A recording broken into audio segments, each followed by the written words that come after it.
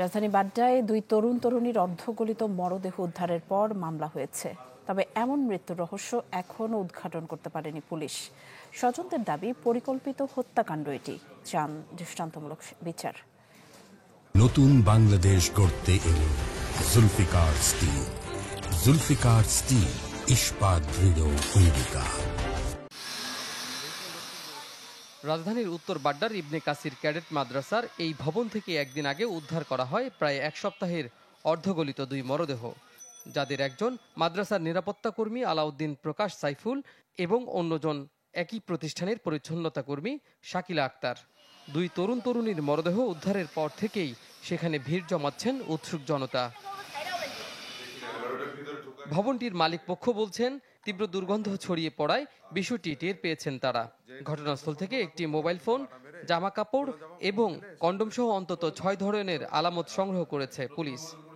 একদম লাস্টের কর্নারটাতে যেখানে দেখাও যায় না, আমাদের বড় বড় দুটো মেশিন আছে এখানে।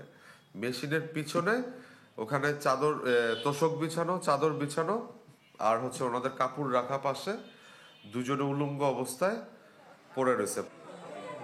এমন রহস্যজনক মৃত্যু ঘিরে নানা প্রশ্ন স্থানীয়দের।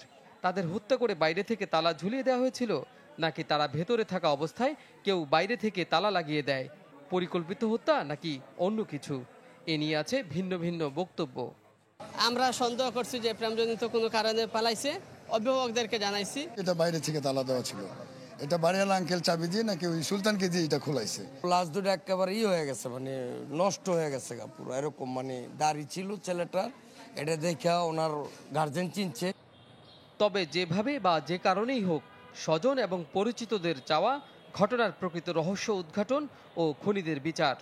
আমার বোন সিম্পলি সাধারণ চাকরি করতেছে, এই জায়গার মধ্যে আমার বোনের মরদেহ বেরোলো। যতটুকু আমার বোনের কষ্ট হয়েছে, অতটুকুর বিচারটা, সঠিক বিচারটা যেন আমার বোনের পায়। পুলিশ জানিয়েছে, এ ঘটনায় শাকিলার মা বাদী হয়ে বাড্ডা থানায় হত্যা মামলা দায়ের করেছেন। ঘটনার রহস্য উদ্ঘাটনে চলছে জোরে সোরে তদন্ত। মেয়ের মা মামলা করছে ভাই, হত্যা মামলা হয়েছে, আসামি এখনো গ্রেফতার নাই। ঘটনার রহস্য উদ্ঘাটনে আলামত সংগ্রহ করেছে পুলিশ। মরদেহ দুটির ময়নাতদন্ত হয় ঢাকা মেডিকেল কলেজের মর্গে।